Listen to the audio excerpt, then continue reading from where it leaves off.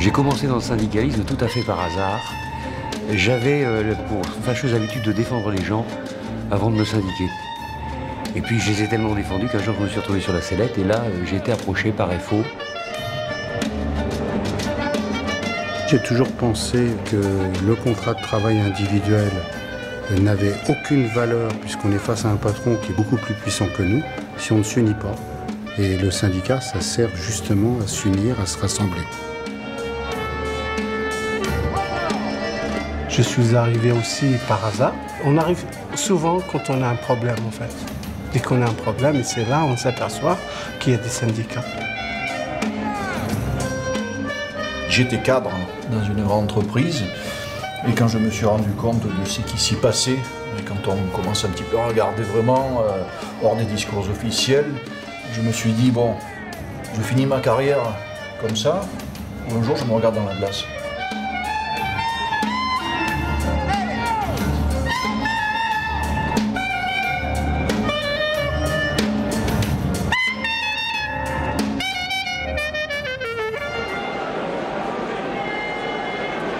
Ce qui est regrettable, c'est que l'image que le citoyen lambda a des syndicats, ce sont des emmerdeurs qui empêchent de circuler les voitures parce qu'ils font des manifs. En fait, c'est pas du tout ça qu'on fait.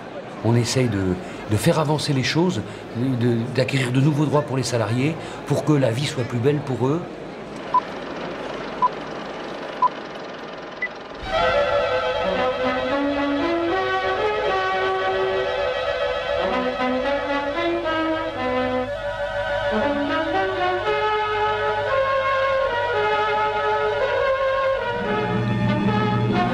En 1884, la loi reconnaît la validité des syndicats.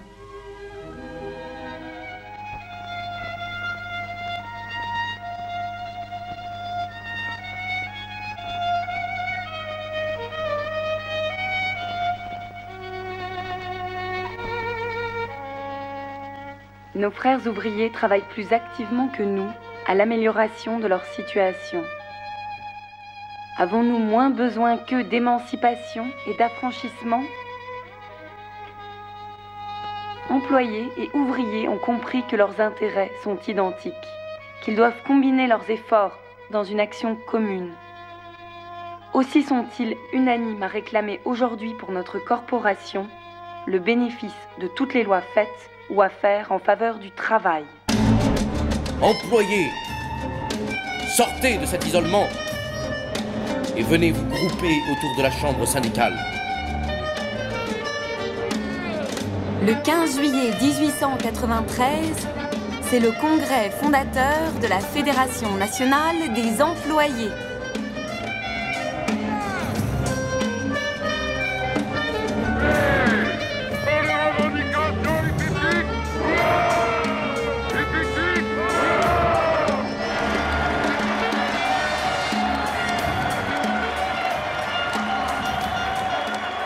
Faut quand même pas oublier qu'on a des arrière-grands-parents qui sont morts sur des barricades pour nous gagner ce qu'on a aujourd'hui.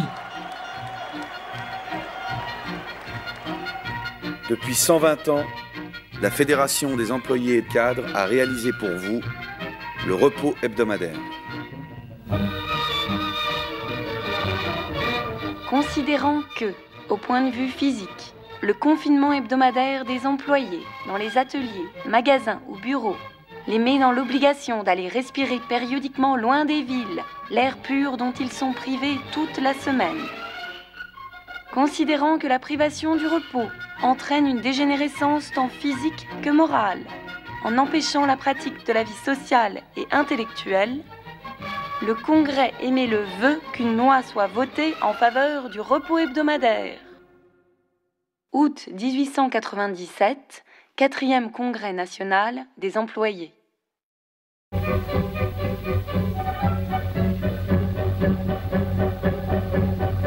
Camarades, le Congrès décide de l'organisation d'une manifestation générale.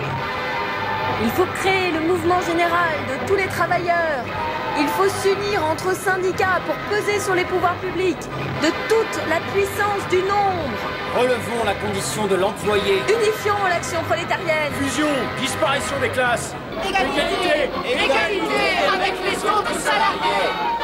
Votez le repos du dimanche.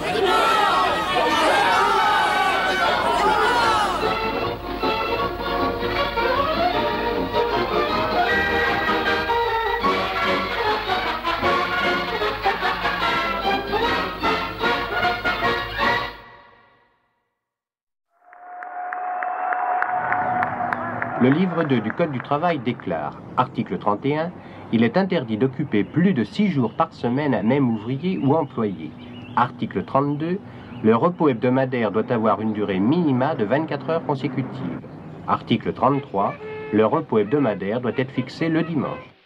C'est le jour du repos hebdomadaire, ils ont voté nos braves députés, c'est jour de liberté, il faut en profiter pour vivre un tel espère, soit du canot, soit du vélo, c'est le jour du repos.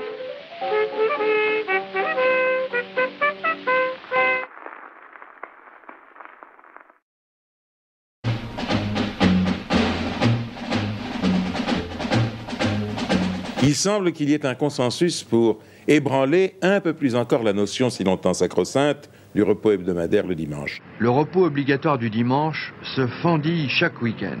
Au mépris de la loi, et à défaut d'obtenir des dérogations, parfois dignes de Courteline, et curieusement accordées selon les départements, certaines grandes surfaces préfèrent supporter de très lourdes amendes plutôt que de faire coïncider repos hebdomadaire et fermeture dominicale. Le client, il a le droit d'aller dans les magasins le dimanche, il a le droit d'aller faire ses courses à n'importe quel moment de la journée. En fait, on nous oppose toujours que c'est le droit du client. On ne doit pas s'opposer au droit du client. Mais quels sont les droits des salariés qu'on oblige à travailler? On a l'impression qu'il y a vraiment un lobbying qui est fait par les entreprises pour casser le Code du travail en France et permettre d'avoir des salariés qui soient corvéables à souhait, qu'on puisse faire travailler à n'importe quel moment. Les gens, ils veulent travailler parce que ça leur rapporte un petit peu plus de leur salaire qui reste minable. Le volontariat, c'est une nécessité économique. C'est pas du tout un vrai volontariat. Non, j'ai pas le choix de travailler le dimanche, bien sûr que non, parce que après il y a la menace de si vous prenez tous vos dimanches, on va embaucher quelqu'un. Le jour où vous prenez votre dimanche, vous êtes pénalisé. Si demain on banalise le travail le dimanche, faut pas croire un seul instant que les salariés qui travailleront le dimanche gagneront plus. Une fois qu'il sera banalisé, ce sera comme un autre jour. La guerre contre le travail dominical a été déclarée par le syndicat Force ouvrière. Il demande le respect de la loi de 2009 qui autorise seulement quelques boutiques à ouvrir le dimanche. Il y a une véritable attente pour la défense du repos dominical, parce que c'est seul le repos commun. Aujourd'hui, nouvel épisode devant les tribunaux. Bricorama contre Force ouvrière. L'enseigne a écopé d'une grosse amende pour avoir ouvert ses magasins, et ce malgré l'interdiction. Le PDG de Bricorama vient d'être condamné. Il ne pourra plus ouvrir ses magasins le dimanche. C'est un combat de tous les jours. Des victoires qu'on croit ne pas avoir d'importance et qui pourtant aident beaucoup à la vie des salariés dans l'entreprise. L'histoire de la FEC, c'est ça. C'est le courage d'individus qui ont été capables d'aller jusqu'au bout pour arriver à faire cesser des pratiques qui ne sont pas acceptables pour des syndicalistes que nous sommes.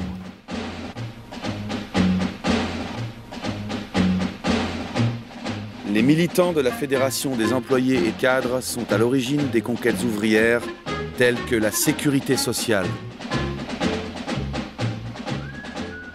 La Sécu, elle se confond avec l'histoire ouvrière, avec les mutualistes, avec les ouvriers qui se fédèrent, qui rentrent en résistance par rapport au patronat. Ils se sont d'abord syndiqués et après ils se sont dit mais il n'y a pas seulement l'employeur contre lequel il faut se défendre, il y a aussi qu'on a intérêt à se protéger parce que la maladie nous guette, le chômage existe, un jour on sera en retraite. Et les mêmes voilà, se sont dit il faut créer quelque chose qui fasse qu'on soit tous solidaires dans l'adversité. Toute l'histoire de la Sécu, elle se confond avec l'histoire de nos convictions. La guerre s'allume. L'Europe s'enflamme. Durant l'occupation, les militants syndicalistes se retrouveront dans la résistance.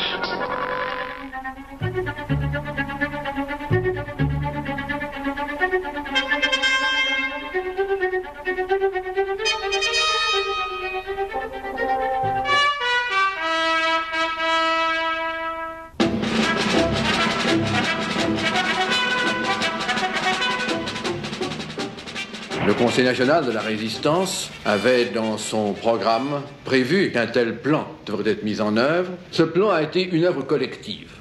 Mais il a été surtout le fait de tout un ensemble d'hommes et d'organisations, de militants syndicaux, Et la sécurité sociale, c'est nous qui l'avons mise en place. En 1945, c'est nous qui l'avons mise en place. Personne n'en voulait. Ni les salariés. Parce que, évidemment, on amputait une partie de leur salaire pour faire des cotisations. Ni les patrons. Georges Buisson, créateur des assurances sociales. Oreste Capocci, président des mutuelles ouvrières, animateur de la commission syndicale qui élabora pendant la clandestinité le plan français de sécurité sociale. Pour nous, la Sécu, c'est celle de 45, c'est-à-dire on cotise selon ses moyens et on bénéficie selon ses besoins. Chacun de nous, chaque salarié, prend une partie de son salaire pour le mettre dans une caisse commune et pour le répartir ensuite pour la solidarité. Mais si vous êtes malade, vous pouvez vous faire soigner, que vous soyez riche, pauvre ou peu importe, vous êtes soigné. Vous demanderez à l'hôpital la prescription, vous nous présenterez cette prescription avec le reçu et on vous remboursera. Merci, bon, maintenant j'ai autre chose à vous demander. C'était pour se couvrir sur les risques de maladie, de retraite, donc de vieillissement, et puis les allocations familiales. Hein. C'est vraiment la Sécu de base. Ça relevait vraiment d'une générosité qui est admirable. Gonflez à fond vos poumons, ne respirez plus, respirez. C'est terminé. Bien qu'on nous dise qu'aujourd'hui c'est terminé, qu'à la Sécu on a des clients, on n'a plus des assurés sociaux, qu'à la CAF il y a des clients et non pas des allocataires, et la remise en cause aujourd'hui de tout ce système, c'est vrai que nous en tant que syndicalistes, on ne peut pas accepter un truc comme ça. Mes chers amis, quand nous défendons la sécurité sociale, c'est aussi la défense d'une certaine manière de voir la société. Une société reposant sur la solidarité des jeunes envers les vieux et des bien portants à l'égard des malades.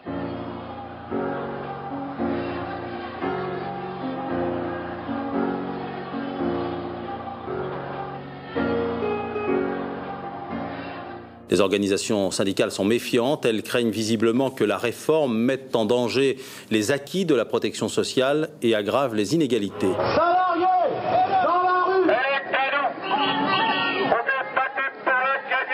Le trou de la Sécu vient essentiellement des réductions de cotisations sociales faites aux employeurs et qu'il n'y a pas de compensation.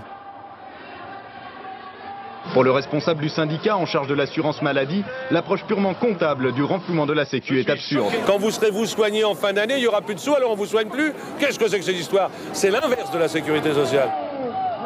Le fait de manifester, ça montre aussi aux gens qu'en fait, on ne lâche pas, on s'accroche.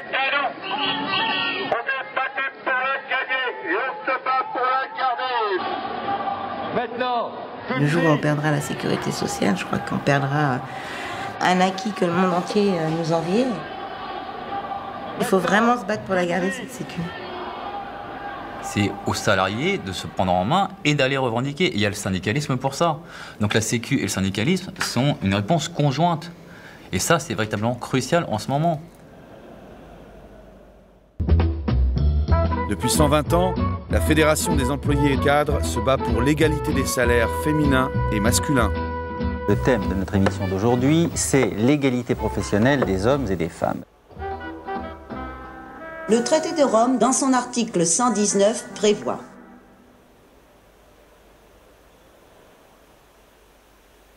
l'application de ce principe était prévue pour le 31 décembre 1964.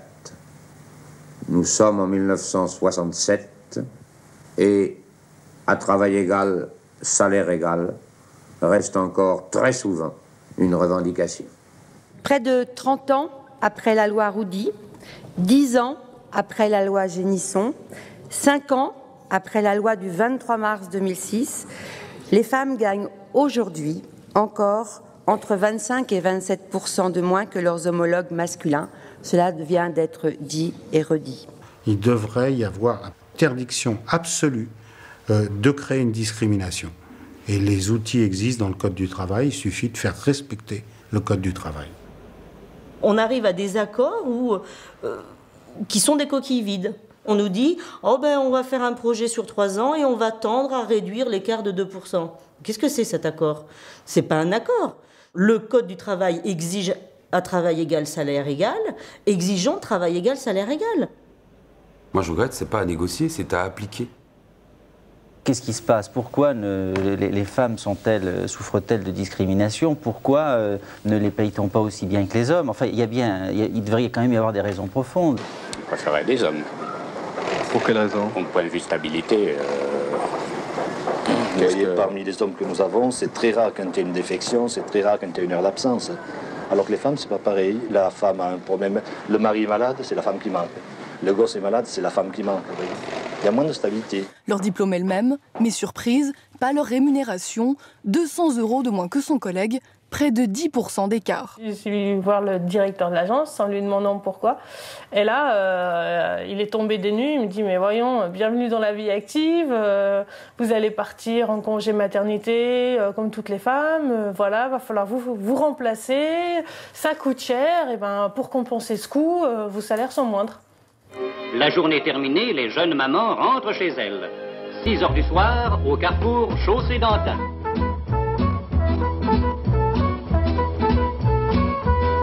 Les femmes, par essence, pour les patrons, sont toujours moins compétentes que les hommes. C'est normal, elles ont des enfants. Donc elles ne sont pas disponibles comme les hommes, qui, tout le monde sait, n'ont pas d'enfants.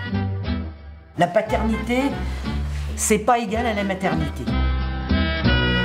Tu t'assieds ou je me fâche?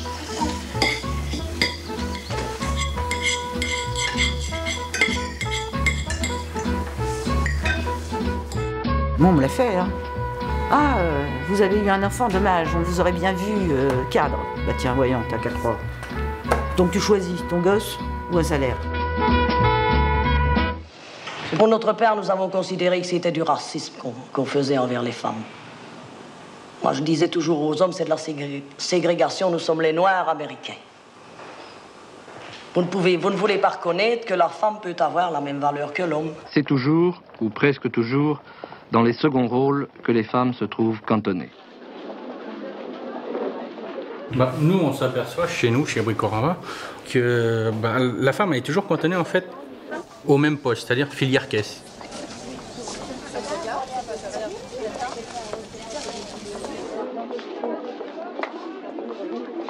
Mais quand tu regardes, c'est là où les femmes sont le plus maltraitées, c'est dans l'habillement. Et tu vois que la femme doit correspondre à la cliente. Donc ça veut dire que la femme est complètement méprisée, elle n'est pas prise là pour ses compétences, son savoir-faire, mais uniquement sur son image, Donc elle ne sert qu'à ça. Ici, ces jeunes femmes apprennent à acquérir cette amabilité, cette impassibilité souriante qui font le charme de nos vendeuses parisiennes. Elles sont mignonnes, elles sont jolies, elles rentrent, elles commencent à être un peu fanées, elles sortent. Hein. Notre secteur est majoritairement féminin. Et majoritairement, majoritairement exploité, car majoritairement sous-payé, majoritairement précaire. Je me souviens, il y a quelques années, j'étais dans une entreprise où il y avait 80% de femmes et 20% d'hommes. Et lors de la commission de formation, j'avais demandé à ce que les femmes aient droit à la même formation, étant donné qu'il y avait 80% de femmes. Parce qu'on s'apercevait que les femmes étaient formées à la caisse et que les hommes étaient formés à des postes de direction. La vraie avancée, c'est qu'est-ce que l'on fait pour la formation. Les femmes ont moitié moins de formation que les hommes, ce qui justifie beaucoup moins de salaire, puisque c'est le chat qui se mord la queue. Pourquoi vous pensez que les femmes sont moins payées que les hommes? Alors là, ça, je pense que c'est pour un peu plus de profit pour le patron, voilà ce que je pense. Moi. Je me suis rendu compte que toute seule, je n'y arrivais pas pour me défendre moi-même, ce qui prouve bien qu'il faut être unis et se regrouper pour pouvoir se défendre.